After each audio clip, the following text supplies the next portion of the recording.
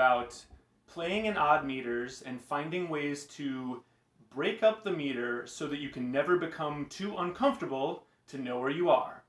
Another way of putting that might be tools to be able to improvise in an odd meter without losing your sense of the meter. And I think specifically that kind of means beat one in and of itself just needs to be crystal clear to you.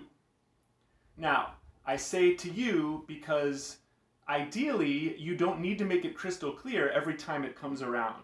So that's kind of what we're trying to achieve here, is playing comfortably over the bar line or with just a specific clave that is difficult, and not becoming uncomfortable or losing your place. So now, to do that, we want to, some might say random, others might say perfectly logical and scientific, but we want to isolate certain parts of the measure and put accents there, or construct some rhythm with those beats in the measure, so that we can make that the focal point. So again, it's kind of a displacement thing, because if we do that with, let's say, 1 and 2, then we do it with 2 and 3, 3 and 4, or we just do only one beat per measure.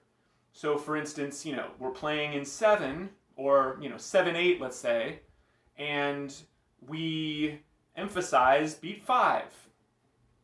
And that's all we play. So, we emphasize it, then we only play that. And then we try to improvise and keep that beat as the, important beat, or the, motivic beat, or whatever you want to call it. So, all right, when I did the preliminary version of this, I used 7/8. I think that is a pertinent, that's a pertinent meter to use because it's just common. If we're going to use an odd meter, we want it to be something, at least for this point, when we're first starting out trying to get comfortable improvising, we want to use something that's already natural to the ear. So I think, at this point in history, 7 has been used probably as much as 5. I think those two odd meters are the most common.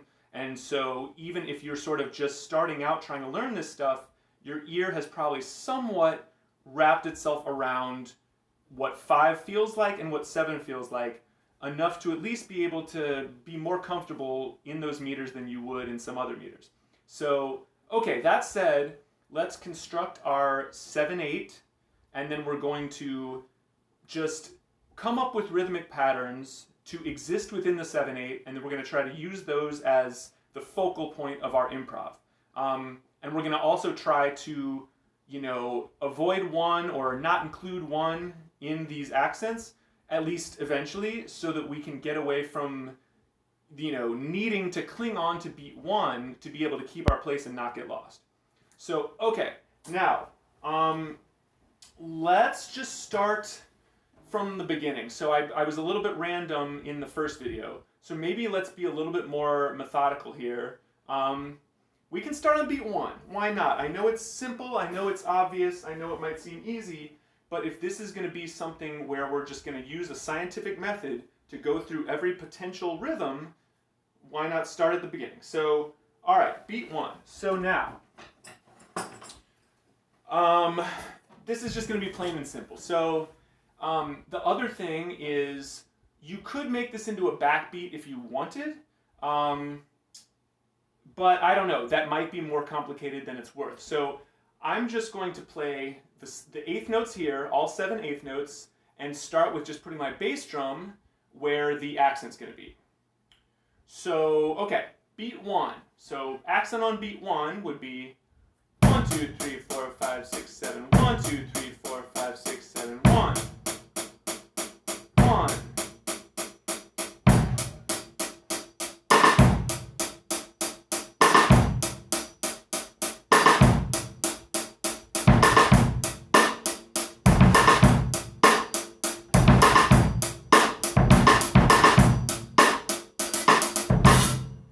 Alright, easy enough.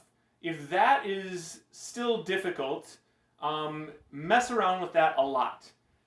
Because I realize everyone is at a different level of comfort with these meters, and I really, really want this channel to be for everyone. And I try to come up with layered ways to approach everything. So whatever we're trying to accomplish, it's almost like a video game. There's the beginner, the intermediate, and the advanced level. So no matter what we're working on, there's something for everybody. So, okay, now, how about beat 2? Here we go. 1, 2, 3, 4, 5, 6, 7. 1, 2, 3, 4, 5, 6, 7. 1, 2, 3, 4, 5, 6, 7. 1, 2, 3, 4, 5, 6, 7.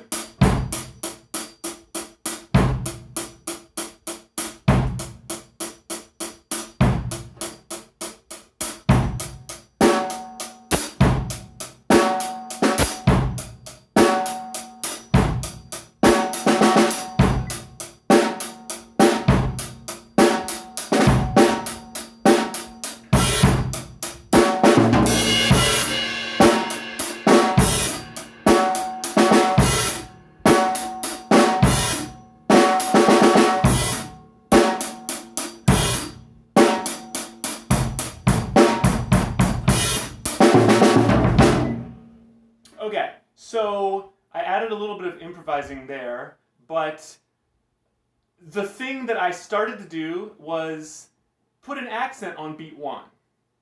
Because even if I'm avoiding beat 1, you know, I need to keep it very tight right here.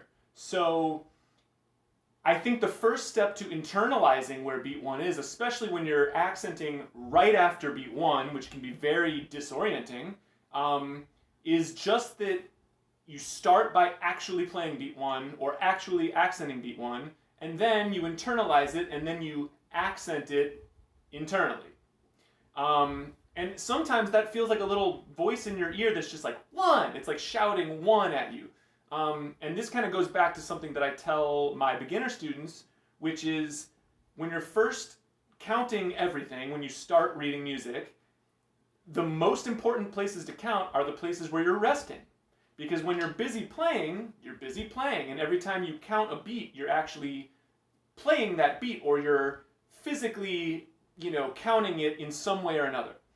So when you're not playing anything, that's when the tempo becomes completely just at your core and internal, and there's no way to do it other than just having that sort of 1 shout in your ear or in your heart or whatever you want to call it.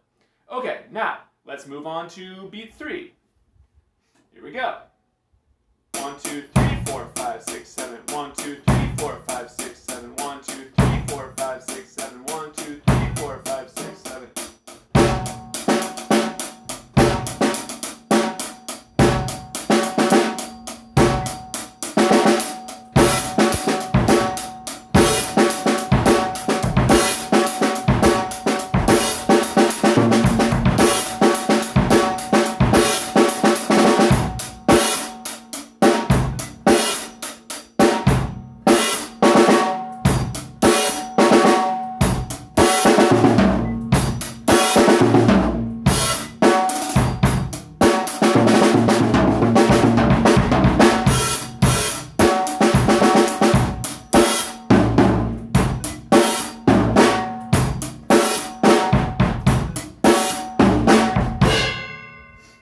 Okay, so that was beat 3. That one felt a lot more natural to me than beat 2, probably because beat 2 would be the upbeat of the downbeat, and that's just kind of tricky no matter what. So, all right, beat 4. 1, 2, 3, 4, 5, 6, 7. 1, 2, 3, 4, 5, 6, 7. 1, 2, 3, 4, 5, 6, 7. 1, 2, 3, 4, 5, 6, 7.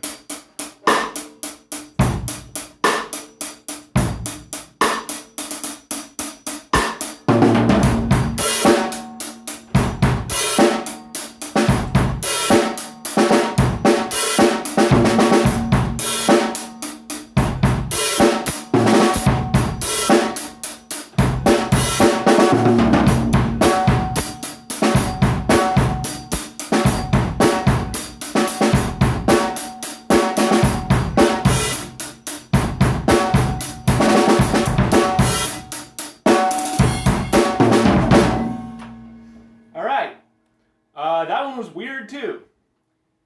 Beat 5.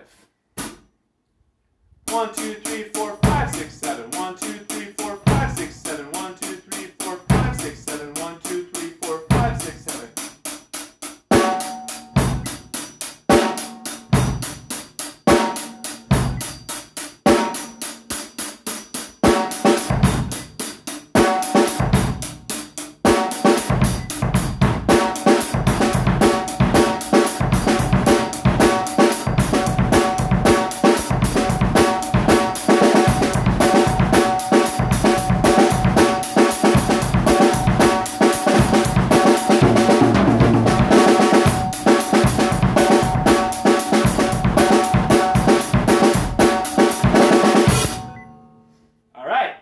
Now, that one kind of immediately gave me the idea to sort of treat the first 5 beats like a measure of 5.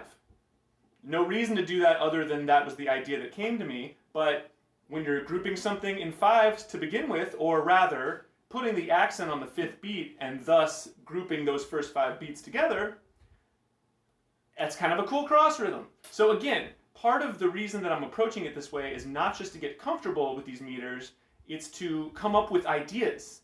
And sometimes people feel like because their comfort level is not what they would like it to be, they can't conceive of any ideas in these meters because they can't get past, that clinging on to beat 1 that a lot of people need, especially in an odd meter.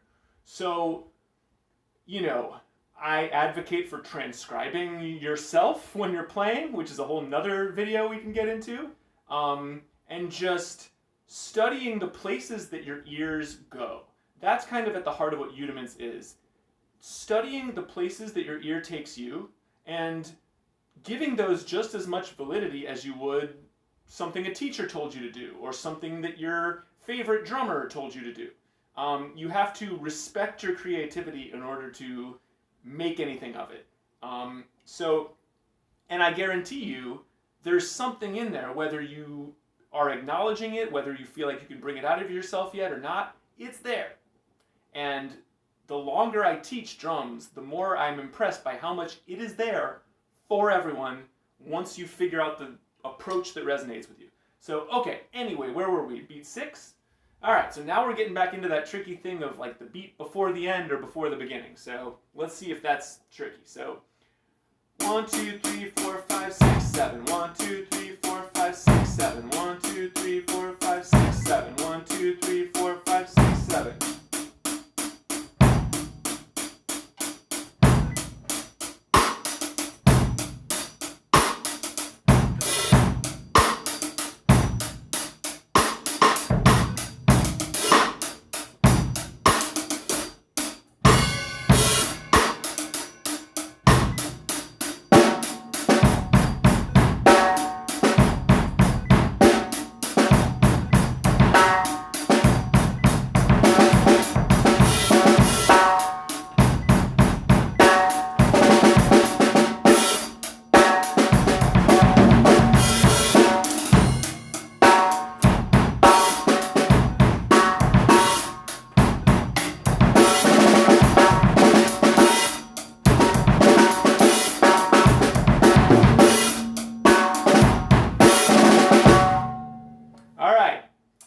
One more. Beat 7. This could definitely be weird. Let's see what happens. 1, 2, 3, 4, 5, 6, 7. 1, 2, 3, 4, 5, 6, 7. 1, 2, 3, 4, 5, 6, 7. 1, 2, 3, 4, 5, 6, 7.